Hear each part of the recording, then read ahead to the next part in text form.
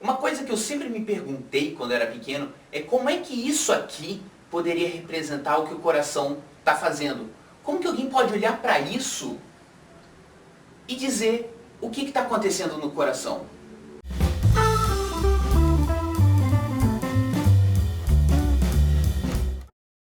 A primeira coisa que você precisa lembrar é sobre a polaridade da membrana plasmática. A gente tem na membrana plasmática uma bomba de sódio e potássio. O que essa proteína faz? Ela coloca 3 sódios para o lado de fora, tá? 3 sódios para o lado de fora, ao mesmo tempo em que coloca 2 potássio para o lado de dentro.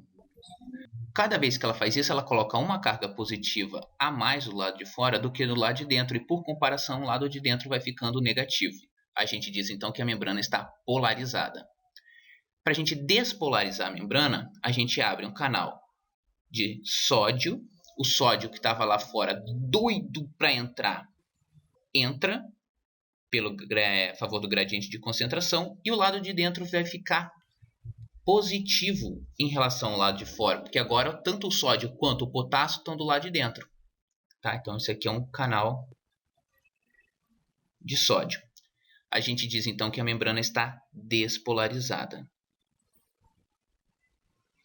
Agora, para a gente botar positivo do lado de fora e negativo do lado de dentro de novo, a gente vai abrir um canal, dessa vez, de potássio. Então, esse aqui é um canal de potássio. E ele vai deixar o potássio sair. Sai essa carga positiva toda, o lado de fora fica positivo de novo por causa do potássio, e o lado de dentro, por comparação, vai ficar negativo, parecido com a situação inicial. A gente vai dizer então que a membrana está repolarizada. E depois a bomba de sódio e potássio volta para o estado inicial da coisa toda. A outra coisa que você precisa saber é sobre decomposição de vetores. Professor, eu achei que nunca mais ia ver física depois que entrasse na medicina. Não é bem por aí. Então você tem aqui no plano os eixos x e y. E você pode ter um vetor aqui, por exemplo. E você pode decompor esse vetor nas componentes x e na componente y. Você traceja aqui e você vê como é tudo muito proporcional. Você pode falar do vetor, né, original, ou você pode falar das componentes dele.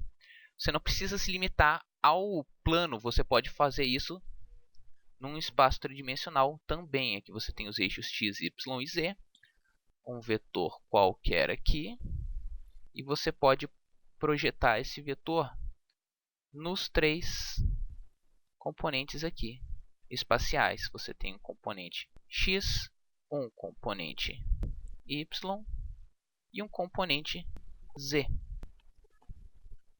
certo?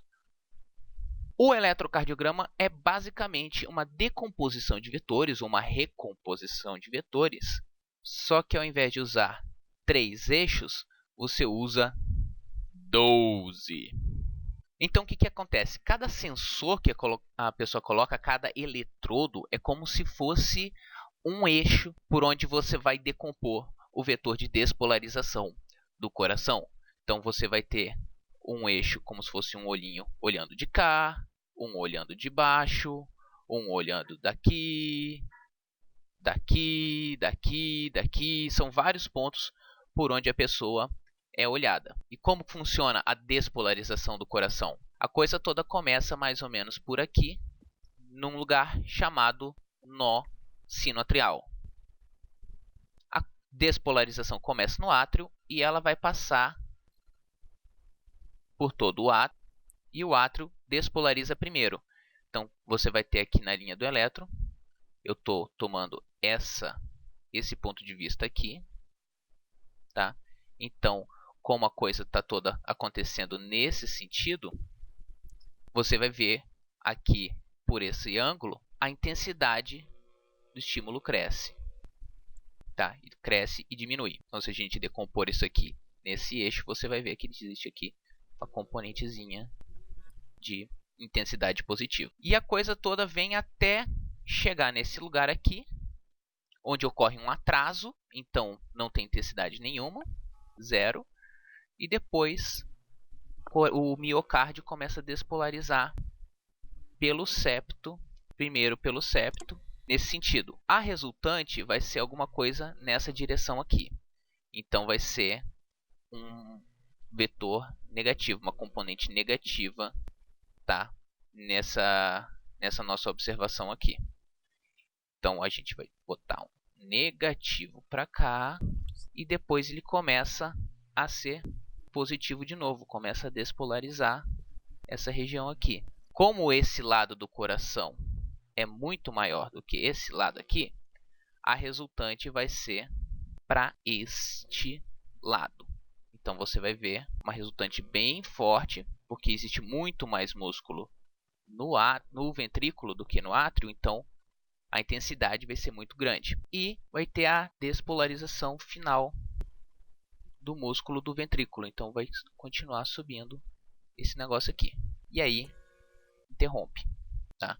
Vai haver uma fase sem polarização nenhuma, nem despolarização, nem repolarização. E aí o coração, o ventrículo começa a repolarizar, e ele repolariza de dentro para fora. Então a intensidade vai ser positiva também. Então ele vai e repolariza tudo de novo, tá? E a repolarização do átrio? A repolarização do átrio, ela está acontecendo nesse momento aqui. Só que, como a despolarização do ventrículo é tão mais intensa, né, você tem uma intensidade muito grande para cá, uma intensidade pequena para cá, a resultante ainda vai ser para esse lado. Então, você não vê a despolarização do átrio, desculpa, a repolarização do átrio fica mascarada por essa região aqui, que a gente chama de complexo QRS. A onda Q, a onda R, a onda S, chama de complexo QRS aqui, vai ser tão mais intenso que desaparece com a repolarização do átrio. E por que você precisa de tantos eixos, de tantos pontos de vista? Porque aqui ele está te mostrando para cá o tempo e para cá a intensidade. Mas ele não está te mostrando todas as direções, está mostrando em relação a um ponto de vista só. Quando você coloca vários eixos, você consegue traçar no espaço por onde esse caminho elétrico do coração está passando. E se eu tenho, por exemplo, sei lá, uma necrose numa região, um infarto, alguma coisa assim, essa região não despolariza e a intensidade do vetor vai ser diferente. Nessa região aqui vai ser menor, e através de todos aqueles pontos de vista você consegue ver bem certinho, localizar onde houve, por exemplo, um infarto. Então é isso aí, galerinha. Se você gostou, dá uma joinha no vídeo, dá um joinha no Facebook, marca o site nos favoritos, mostra pra mãe, pro pai, pro avô, pro papagaio, pro professor, pro dono da escola. Por favor, mostra pro dono da escola. E até a próxima.